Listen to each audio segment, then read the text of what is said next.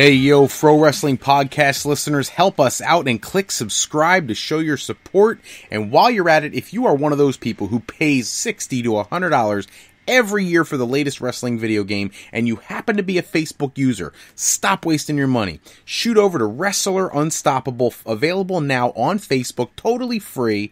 Go in there, create your own wrestler, sign contracts, get involved in storylines, pay-per-view main events, get involved in corporations, everything you could possibly do in the world of professional wrestling, absolutely free at Wrestler Unstoppable, available now on Facebook. And while you're at it, shoot over to our Patreon page at patreon.com/ProWrestlingPodcast. If you want to become a member of the Pro Wrestling Podcast Patreon family, we would love to have you. Special thanks and shout out, as always, to our buddy Howard in St. Louis. Thank you, Howard, for being our #1 Patreon member as of right now. And we are looking forward to having more people become members of our Patreon family. Hello, everybody, and welcome to this live episode of the Pro Wrestling Podcast.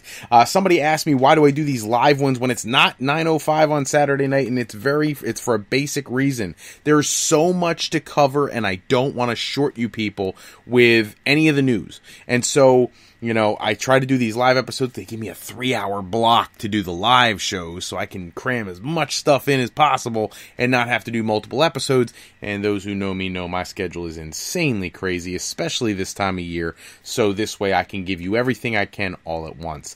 As we go through the show, feel free to call into the Pro Wrestling Sound Off line at 267-642-1160. Give us your questions, your comments. It is a talk-to-text service, so as you leave a message, it will turn it into a text message from me. I will see your questions and comments and be able to hopefully address them throughout the show. I will tell you, we've been having some issues with it because the thing, it uses phonetics. It listens to what you say in your message, and sometimes what you ask is not what it actually hears, and it sends me some completely ludicrous, out of control question that I can't even understand. So I apologize if anybody has asked a question that I have not gotten to. It's because, you know, you'll say something like, who's going to challenge for the WWE title? And they'll give me something like, you know, who's the bandage on your hot dog? And I'm like, what? So I apologize if the talk-to-text service is not flawless. Try to speak loud and clear and give me whatever questions or comments you want to. I will try to address them as always on the show. Also, everybody who is a avid listener to the podcast knows that ProWrestling.com is our homepage. That's where you can go and check out anything we're going to talk about on upcoming episodes. You can see what segments you're most interested in. Give me feedback. If you see a news story breaking that you'd like for me to cover, I have a couple people who've been sending me links to things that they're really excited to hear about. By all means, do that. I love getting feedback from you guys. While we're doing live episodes, for those who don't know, I use a service called Spreaker. If you go to Spreaker.com, you can actually chat with me while we're going live, and I could see your comments pop up on the screen as we go. Also, just like the sound off line. You can do it either way you'd like. I have no preference either way. I want to get started with the actual news of the day because there's a lot going on. So much to the fact that, you know, I had a really tough time being able to fit everything into one episode. That's why I felt like I had to do another live episode this week just so I can make sure we don't run short on time. I hate it when that happens. I have a 30-minute time limit on the recorded episodes, and that sucks, but that's the service I use. You know, that's the plan I've got because I'm not loaded and can't afford one of their premium services. That's why we have the Patreon page. Maybe someday we will. But in the meantime, these live episodes, we can go for 3 hours. So that's why we're doing these. I'm going to start off talking about some of the independent shows and things like that. That'll all come today. We'll talk about some of the big shows that have been going on in Mexico. Los Angeles, Pro Wrestling Guerrilla had one of their big shows. Their tournament took place. It's huge. It's awesome. We'll talk about that. Chikara just finished up their big tournament of the year. They have their trios tournament. Was amazing.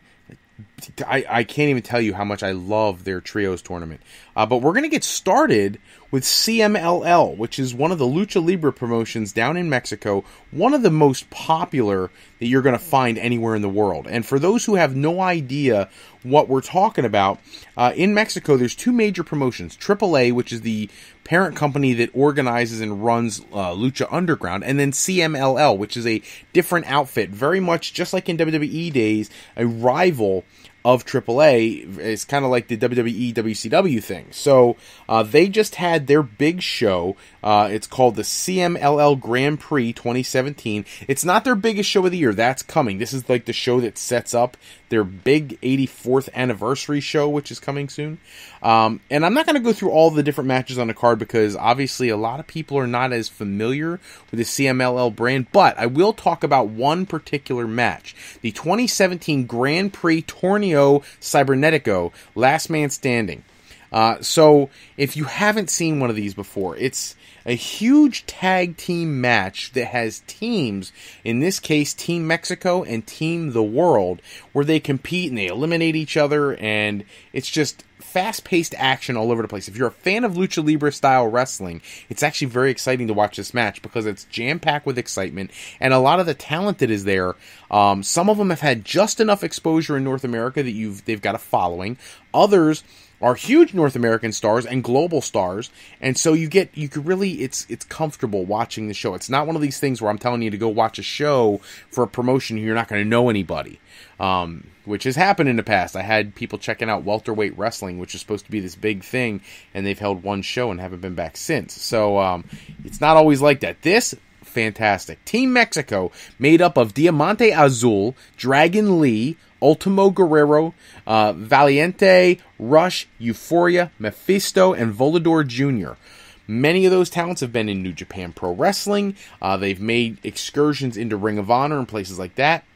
They're going against Team The Rest of the World, comprised of Michael Elgin, who is a huge star, Juice Robinson, also a huge star, Kenny King, Matt Taven, Sam Adonis, who is still rocking the Donald Trump attire. He's really trying to rile people up in Mexico dressing as Donald Trump.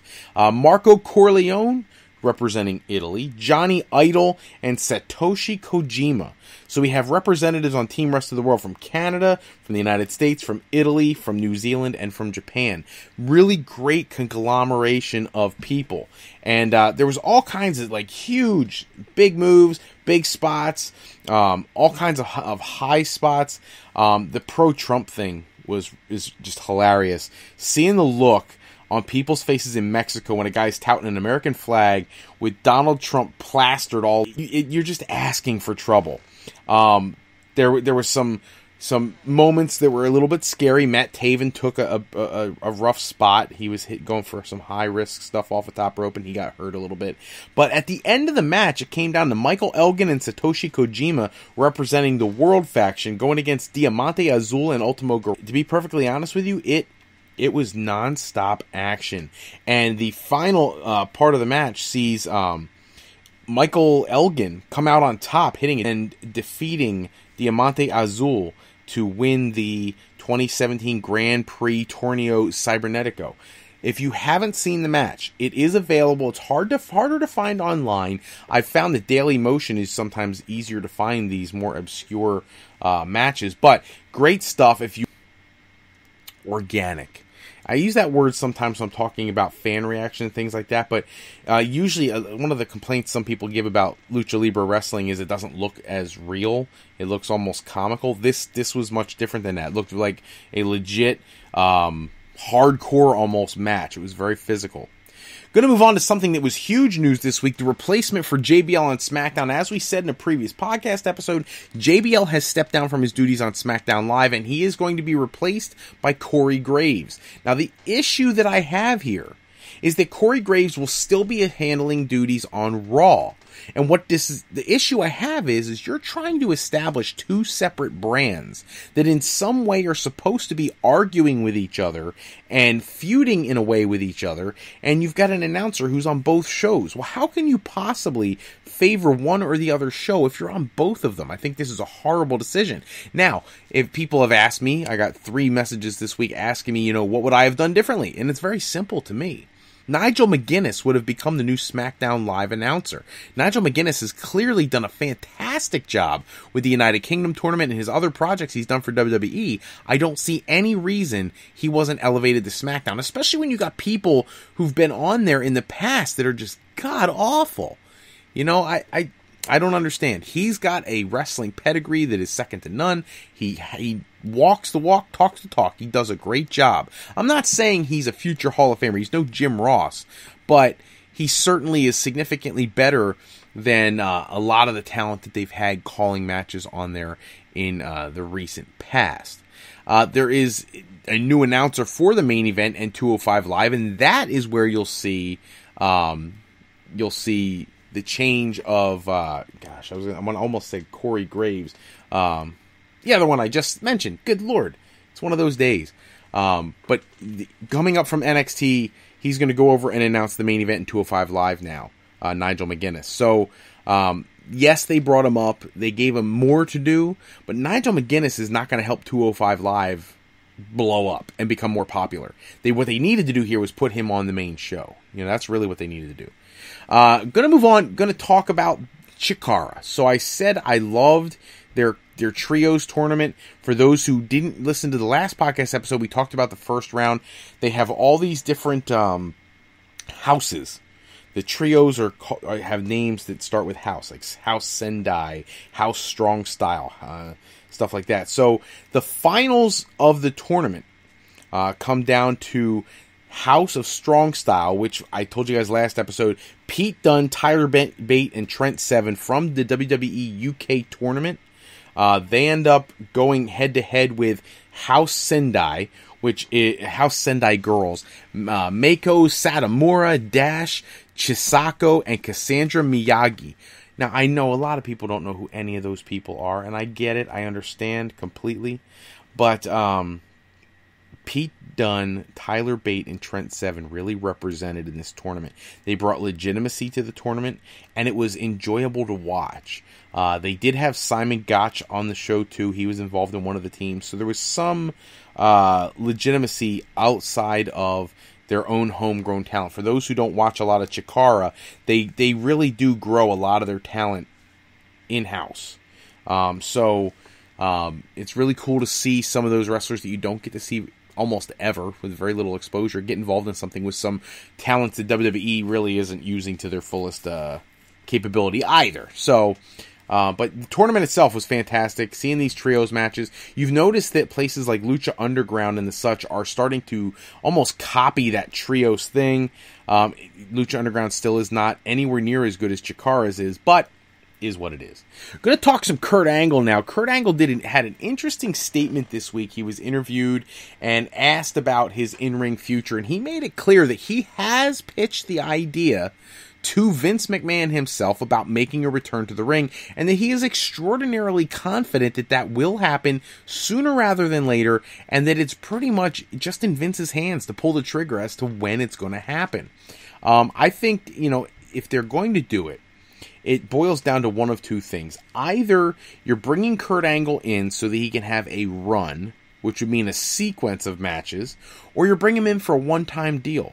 If it's a one-time deal, save it for WrestleMania. But if this is something where you're actually going to give him a run, bring him back early, whether it's a surprise appearance at the Royal Rumble, if it's something you start off at Survivor Series. I will tell you, somebody asked me what I thought of it, and I had mentioned this a couple months ago on a podcast episode. I thought at the SummerSlam pay-per-view, the dialogue between Kurt Angle and Daniel Bryan was fantastic because it was a tease that there was some tension between them because of being the GMs of separate brands. And what I loved about that is as I predicted, if they would like to have a match between the two, which is a dream match for most fans. Let's face it, fans are going to go nuts if Daniel Bryan gets a ring with anybody. Same thing with Kurt Angle. But to see the two together would be absolute poetry. And because of the two of their injury histories, you know that they would be going out of their way to protect each other and just put on a 5-star match. I would love to see it. And I think the seeds have been laid for that to possibly be something we look at in the future. At some point, Vince McMahon's got to come to his senses and realize, if I don't maximize my earning potential using Daniel Bryan in my company, somebody else is going to as soon as his contract runs out. However, if Mr. McMahon makes the decision to bring him back to television and make him a talent again, then there's a strong likelihood that Daniel Bryan would re-up at the end of his current contract. That's what I would be targeting. The Bellas want to make a return. Daniel Bryan wants to make a return. Make them all happy. Let them come back. I don't want to keep going off on this Daniel Bryan tangent. I want to get to what was very exciting for me personally, for a lot of reasons, and those who heard the last episode will understand why, and that is Pro Wrestling Guerrilla's Battle of Los Angeles. Their tournament was just out of freaking control. In the first round, we had Donovan Dijak defeat Trevor Lee. We had Zack Sabre Jr. move on to the next round. Jeff Cobb. We had Matt Riddle. And Michael Elgin put on a fiesta of high spots. Jeff Cobb and Sami Callihan also tore the house down. Keith Lee put on a great match in round 1 going against Walter. So the show, it was actually night 2 that they ended the first round, was out of this world. Kenny Omega and the Young Bucks were there in a 6-man tag team match. They defeated Pentagon, Phoenix, and Flamita. Just great match. And then when you head into the final night of competition, heading into night 3, they had 12 competitors left. So you understand how this works. They have the first round is the 24 competitors. They compete in 12 matches. The 12 winners move on to the next round. In the next round, they compete again. That will, in 6 matches, resulting in you'll end up having a series of matches that lead to triple threat finals, which is awesome. If you've never watched one of the Pro Wrestling Guerrilla Battle Los Angeles tournaments, you really are missing out. They bring in the best of the best from around the world, and it's out of control, especially for people who don't get to see some of these guys on a regular basis. You get to see some high impact wrestling. When you go to night 3, quarterfinals, you get Ricochet facing Desmond Xavier. Ricochet picks up the win. Travis Banks took on Marty Scurll in a great match. Travis Banks won. In what is being called the match of the tournament, Keith Lee defeated Donovan Dijak. That's right, the guy that I interviewed this week. The episode will be going up shortly. For everybody who didn't hear that announcement on the last episode, we got the last podcast interview with Donovan Dijak before he signed with World Wrestling Entertainment. Yes, the news broke this week. Donovan Dijak, officially a member of the WWE roster, going to their NXT brand and training at the Performance Center. I was curious when I was interviewing him. He seemed like he was tiptoeing around the subject and didn't really want to commit to the fact that he was signing with WWE, and I respect that. I have nothing but love for Donovan Dijak, but that big news broke this week that he has officially signed, so I am just thankful that he took the time to give us that interview right before going to WWE, knowing that once you get under contract, they pretty much put the kibosh on most of the interviews unless they're cleared through their talent relations department. Another quarterfinal match, Rey Fenix defeated Zack Sabre Jr. That totally shocked me. I expected Zack Sabre Jr. to go to the finals. Jeff Cobb defeated Sammy Guevara. Matt Riddle defeated Penta El Zero M. And then you get to the semifinals where Ricochet defeated Travis Banks, Keith Lee defeated Rey Fenix, and Jeff Cobb defeated Matt Riddle. This set up your final match, the final where it was Ricochet versus Jeff Cobb versus Keith Lee. If you want to see power wrestling, Jeff Cobb and Keith Lee brought it, and if you want to see all the high spots, Ricochet brought it. The match is match of the year quality, and the winner of the 2017 Battle of Los Angeles tournament for Pro Wrestling Guerrilla is Ricochet, the first ever two-time two-time champion of the Pro Wrestling Guerrilla Battle of Los Angeles tournament. Great tournament, amazing stuff, and like I said, if you don't get to see their product often, you need to go out of your way to check that out, because that tournament is sick. Now, for the people who were in attendance there, apparently the facilities weren't great. The building was kind of run down. The bathrooms were terrible. It was like 100 degrees inside. But if you get by all that, which is kind of like an old-fashioned ECW show, it was actually a really cool event. So check that out online. Find it. Go to their website, Pro Wrestling Guerrilla's website. Do whatever you have to do to get your eyes on that. I'm going to talk a little bit about Sasha Banks. She was in the news this week. She is not happy. Her championship runs, she's had 4 of them, lasted 27, 27, 20, and 8 days. That's obnoxious that she has not been given a championship run more than 27 days, and combined, her championship runs are equal to one semi-average championship run for almost anybody else. And it's really to a frustrating point for her. Now, the issue I have is I don't think she is putting herself in historical context. For example, I was talking about this with one of our podcast listeners who was sending me a message about this earlier this week, is that if you look at the Hall of Fame career of Dusty Rhodes was a 3-time NWA World Heavyweight Champion, and if you combine all 3 reigns, he had the title for like a month, He had one reign that was like 3 days. You know what I mean? Like, the guy never held the championship for a very long period of time, but that wasn't what it was about. It was about the legitimacy and the prestige of being champion, about taking that title and bringing it to other territories. In Sasha Banks' situation, she's been given the women's championship 4 times. There are people on the roster, and I'll cite Natalya as a great example. Natalya won the women's championship 7 years ago. And it took 7 years for her to get her second women's title run. And now maybe they'll give her a legitimate run. I hope she holds that title till at least the Royal Rumble. Sasha Banks, complaining. She hasn't had it enough. She doesn't understand their booking. It's made her lose her confidence and all these other things. If you lost your confidence, I feel very horrible for her because she's a fantastic talent. My opinion, Sasha Banks may be outside of maybe Charlotte, Sasha Banks may be the best women's wrestler in the world right now. However, you gotta be thankful for the opportunities you have been given. She was also online this week complaining about fans who like stalk her to come up and say hi to her and get autographs in airports and things. Lady, you're famous. You know, this is what comes along with fame. If you don't want fame, then don't enter this profession. And I know what some people say, it's their private life. Look, I'm gonna tell you something. I live in the Philadelphia marketplace. I go to the Marriott Hotel sometimes, and I'll hang out in the bar and see wrestlers all the time. And when that happens, for those who go to frowrestling.com, you'll see pictures of me at that hotel on the front page, because I'm so thrilled to be able to share the experiences I've had with some of these wrestlers. But I will tell you, I have no problem walking up to them, and they've never been disrespectful of me. One guy, and I won't mention his name because he's no longer with us, but most people are wonderful. There's a difference, though. When you approach a wrestler when they're in their private time, in their own private space, don't be aggressive about it. When I go to the Marriott Hotel in Philadelphia and there's a show in Philly, I don't walk up to the wrestlers while they're trying to eat their dinner and be like, "Hey, Bubba Ray, can you sign an autograph?" It doesn't work that way. You're going to get rejected.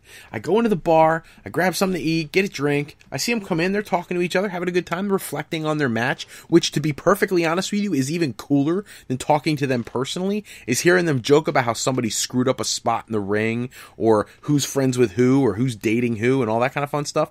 You listen for that, make a mental note, and then when they're done their dinner, or done their meal, or done whatever social interaction they're having, then you approach them.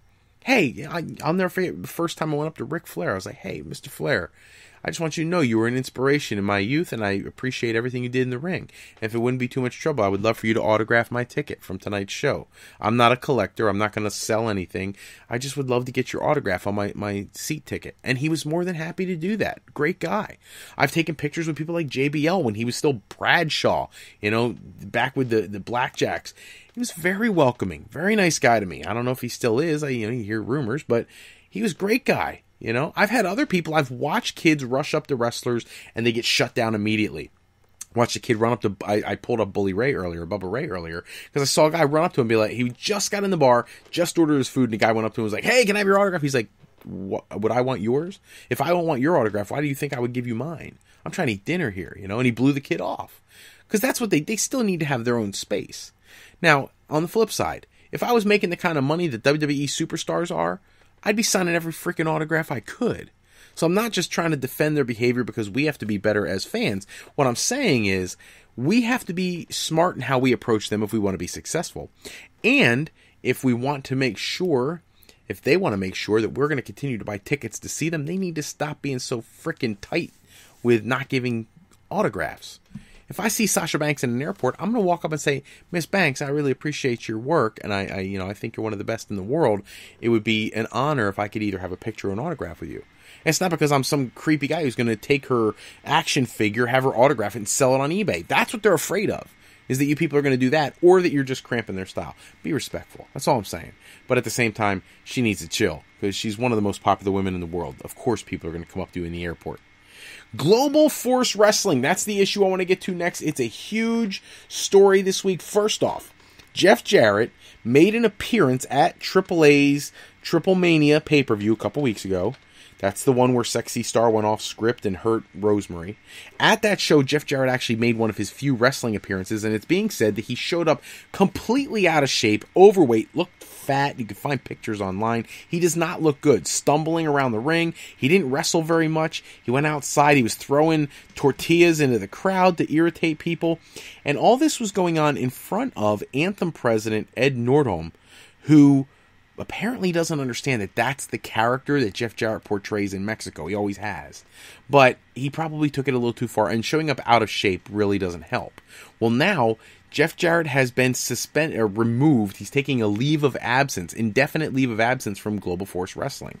And it's an interesting situation because apparently he was not aware this was going to happen. He posted the morning of the announcement that he was ready to go to work and he was all excited.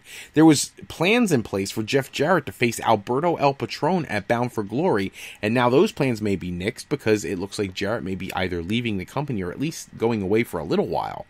In the process, Jeff Jarrett and Global Force Wrestling have never actually fully completed their merger with Impact Wrestling. So if things fall out between Jeff Jarrett and Global Force Wrestling, then there's a possibility that the GFW name will not be able to be used. If that's the case, then we're going to go through another name change because they can't use GFW if Jeff Jarrett doesn't sign off on it. You know, so this is a very awkward situation. And now the huge news that came out today is that Anthem is hemorrhaging money because of the wrestling show. It's, again, not being managed very well financially, and they are looking to get out of the wrestling business and sell Global Force Wrestling. Now, who's going to buy it? So you got to think about it for a moment. In my opinion, there are only three choices. The obvious one is World Wrestling Entertainment.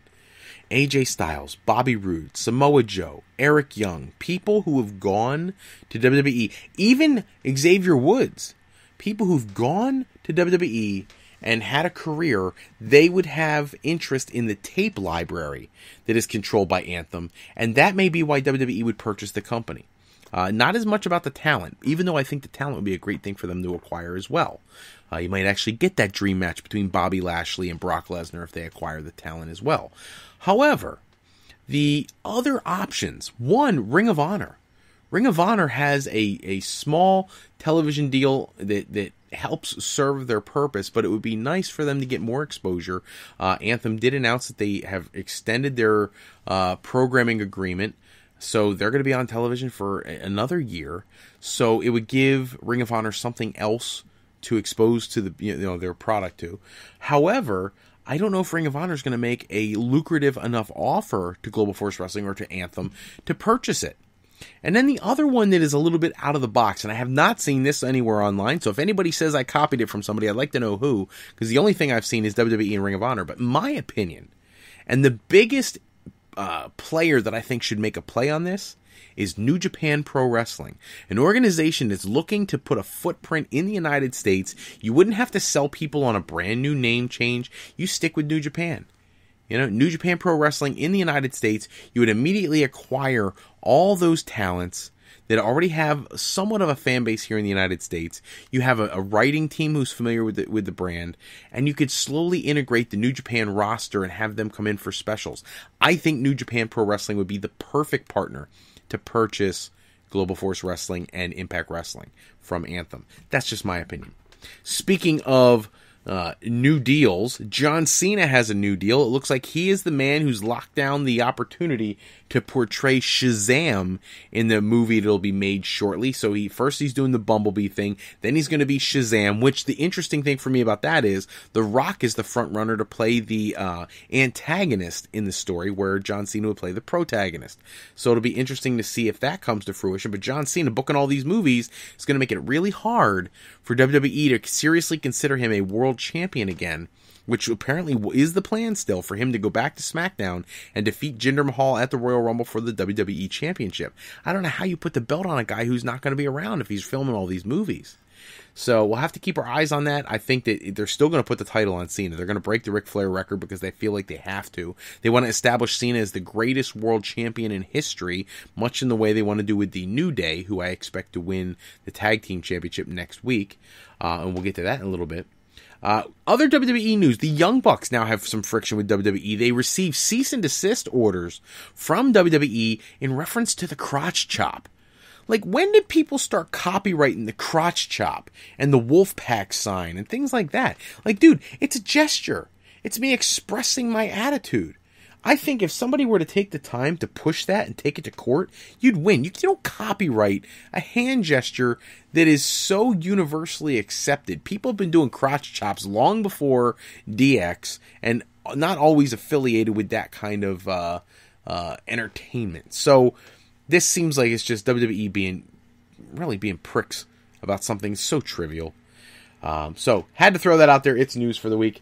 There's a new number one contender to the Cruiserweight Championship. We all saw this coming. Winning the Fatal 5-Way on 205 Live, Enzo will challenge Neville for the championship at the next pay-per-view. My issue is that the way they booked it was they had Enzo steal the win at the very end after, all the competition had already been eliminated by someone else. It makes him look weak. You need to make him look strong. Unless you're just going to bury him with Neville, you need to make him look strong if he's going to be a legitimate threat to Neville's championship. But right now, he looks like the laughingstock of 205 Live. It's almost like a throwaway waste of a match. And I wonder if Neville's finally going to make it to a pay-per-view card where he'll actually be on the DVD. Because at this point, they have disrespected that division so much by never putting them on DVDs, always keeping them on the opening cards, never giving them the opportunity to really step up and be a part of the production. And it's frustrating. It really is. Going to move on to something I found thoroughly interesting this week. So we've got all these people who are not the biggest fans in the world of Roman Reigns, and people have been trying for a very long time to try to figure out how to get Roman Reigns over. So if you pay attention to the independent world, one of the big promotions in the northeastern part of the country is Combat Zone Wrestling, CZW, and their world champion right now is a gentleman by the name of Shane Strickland. And he was doing an interview for a WZ Daily podcast, and he was asked about this whole Roman Reigns issue, how to get the big dog over with the fans. And here was his response. I'm going to read this. It's a quote from Wrestling Zone Daily podcast where he said, "Run an angle where Roman Reigns gets fired and he's gone from the company for about 2 or 3 months. Not too long. WWE is already doing partnerships with all these indie promotions, and they should have Reigns go to those shows that WWE knows they could have a hand in, and coddle a little bit.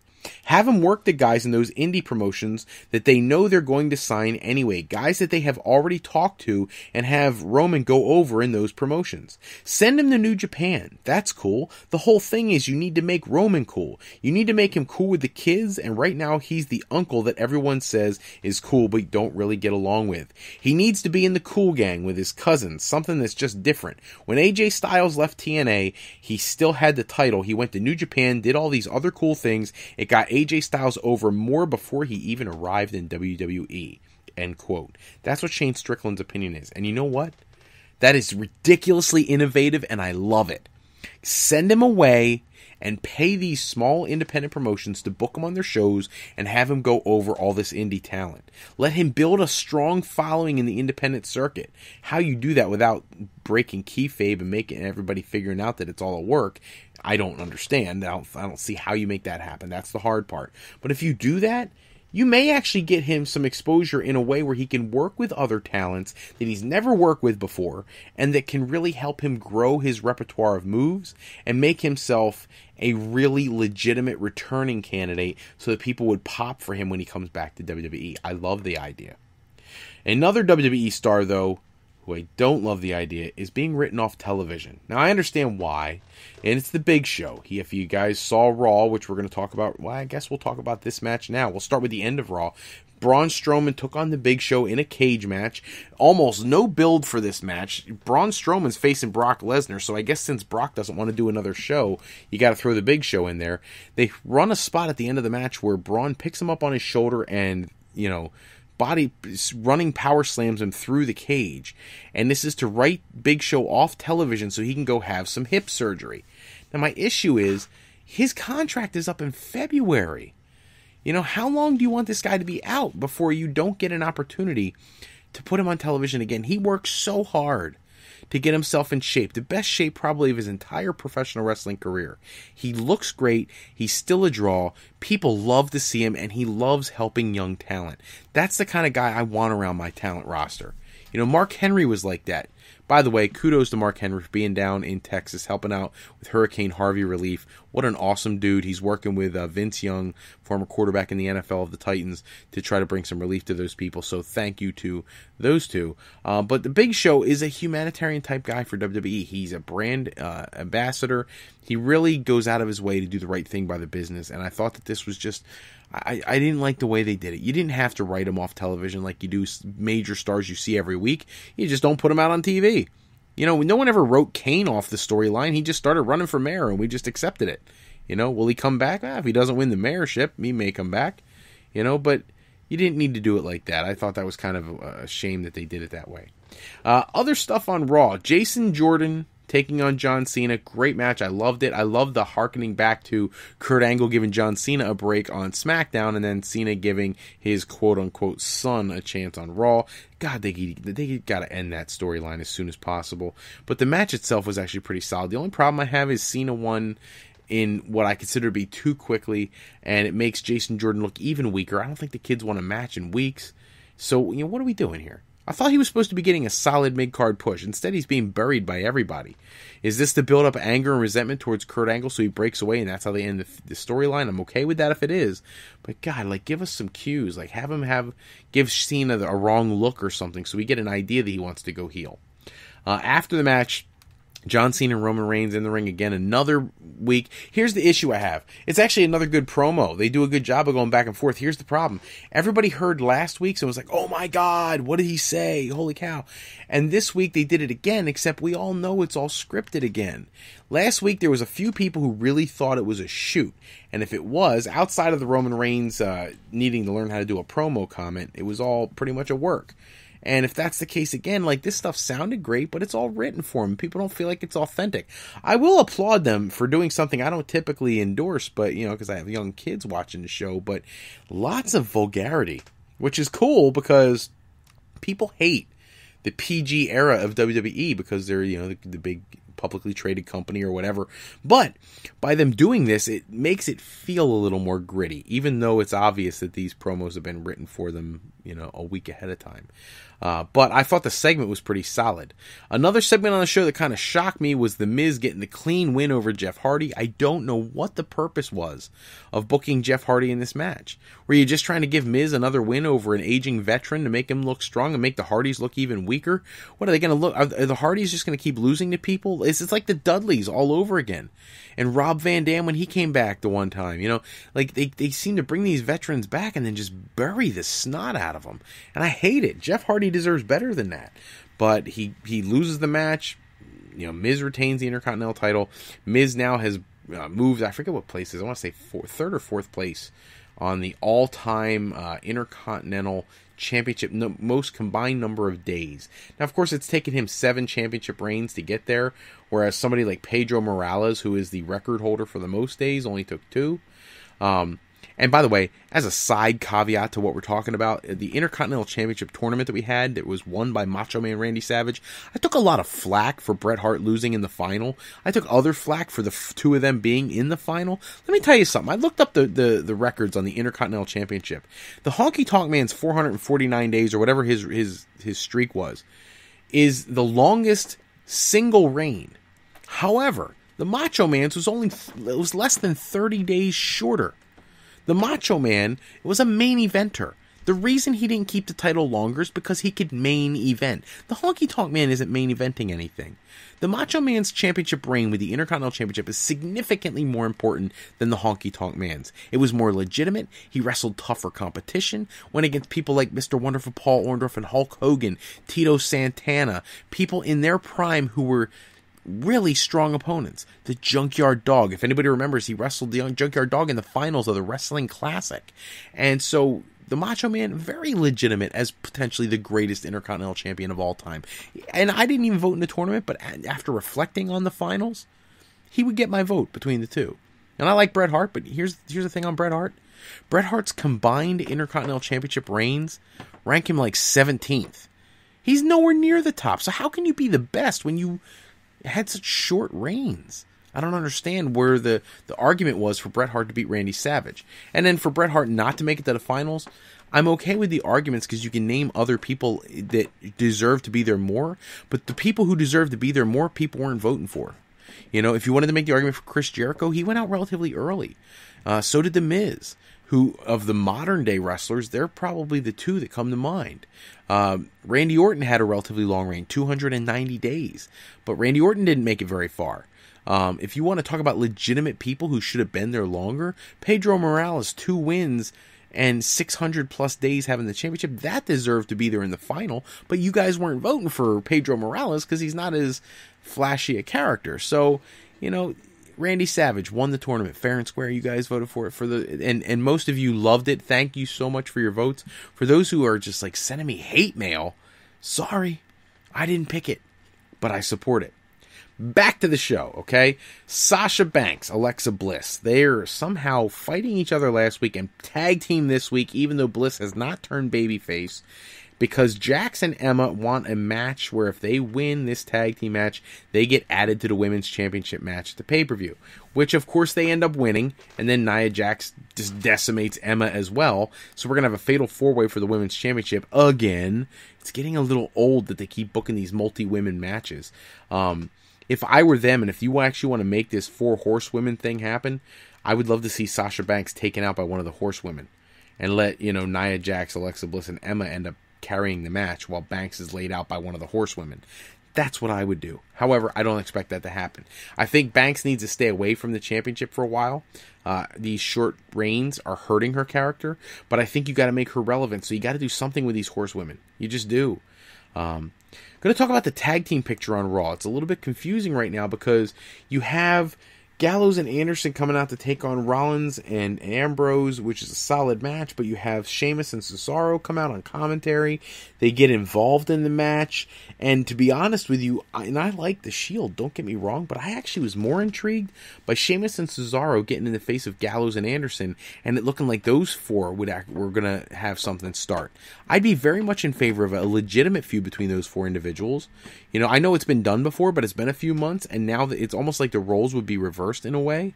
So I would have been much more supportive of that. Instead, you've got Ambrose and Rollins walking away with the championships, and Gallows and Anderson looking weak again when Sheamus and Cesaro beat the snot out of them. I have a problem with that. Moving over to SmackDown.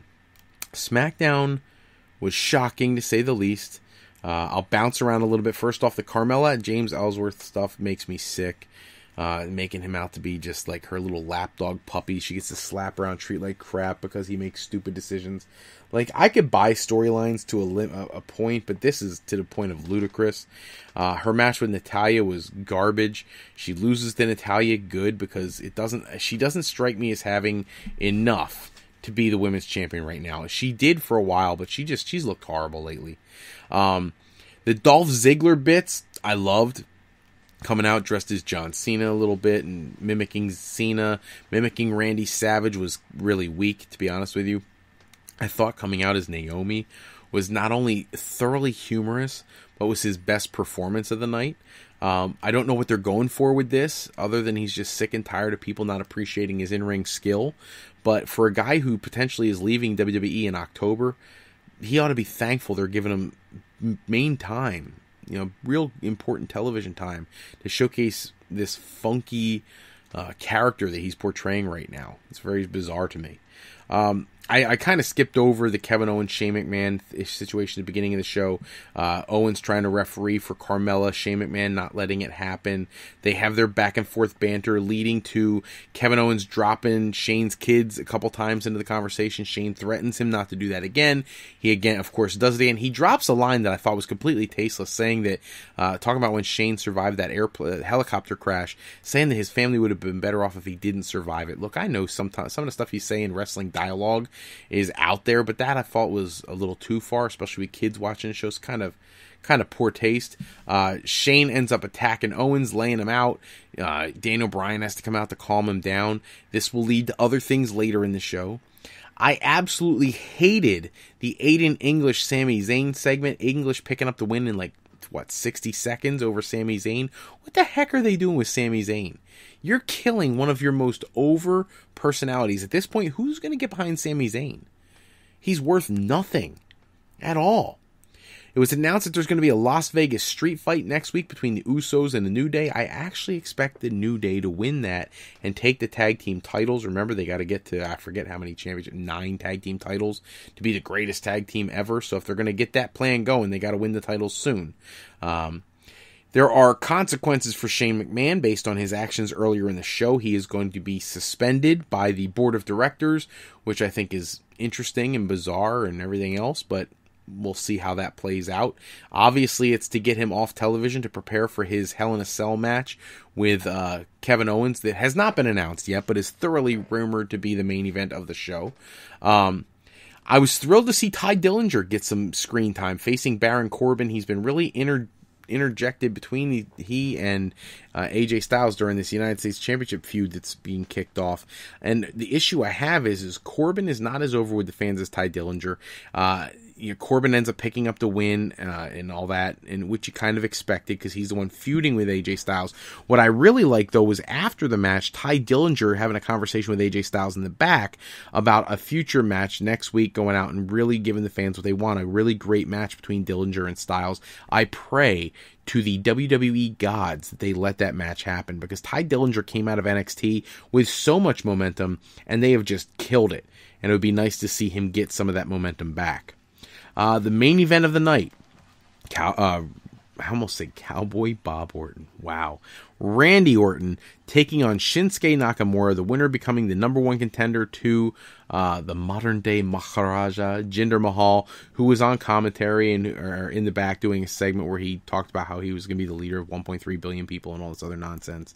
I actually expected Nakamura to win.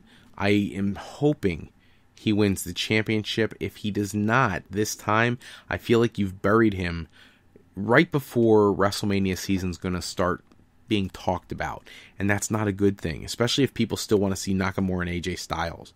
On that topic, somebody said that they think John Cena is going to win his 17th championship from Jinder Mahal and lose it again at the Elimination Chamber this year to AJ Styles, so that Styles can defend the title against Nakamura at WrestleMania. Dear God, please don't let that happen. It's going to become a thing where John Cena wins the title for a month, and that's how he gets reigns here on out. And I hate that idea. The big news coming out of the night, though, was that next week on SmackDown Live, Vince McMahon himself will be there to handle Kevin Owens, who is threatening to sue and all kinds of other things. Just totally ludicrous stuff. And, if I'm comparing Raw and SmackDown, I think SmackDown had better in-ring action. Raw felt a little stale for the most part. I'm thrilled that Ty Dillinger got some screen time. The cruiserweights on Raw are god-awful and terrible. I don't know why. They're just killing that brand. And Enzo is not the answer. He really isn't. I was hoping he would help, but he's really not doing much. So we're going to have to see.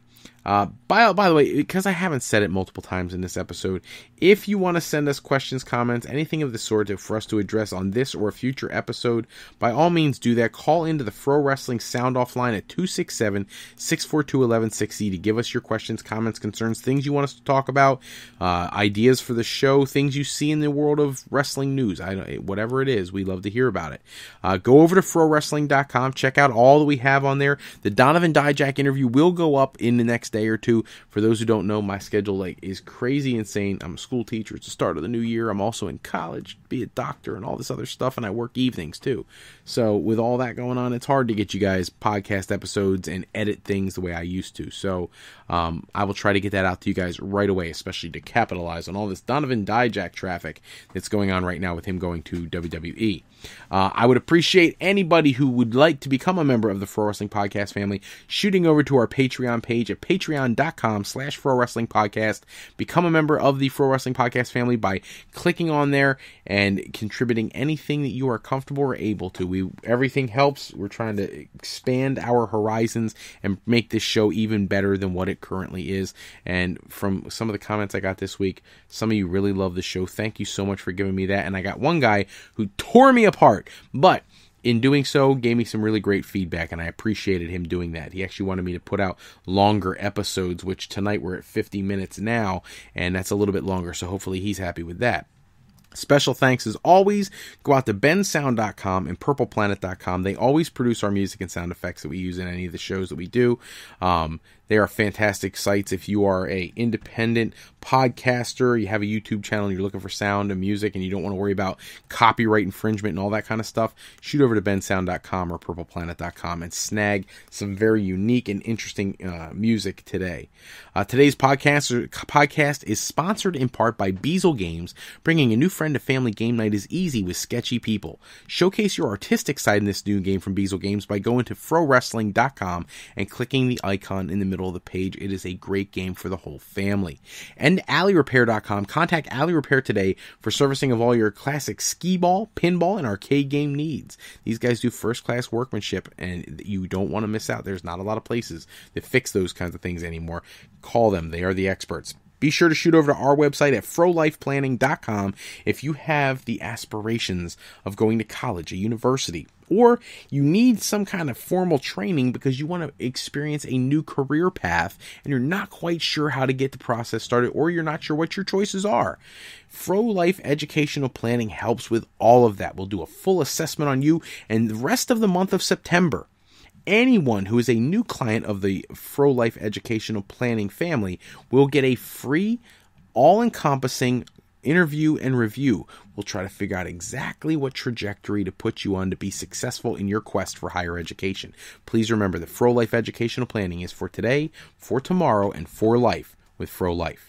I'm Fred Froelich, better known as Mr. Fro, and I want to thank you for taking a few moments with us today. And if you're looking for more wrestling news and rumors, go to the sportsjunkies101.com. That's THA, sportsjunkies101.com for the latest articles on the world of professional wrestling. Until next time, take care, everybody. Have a great night, and we will see you in our next episode, going live at 9:05 Saturday night.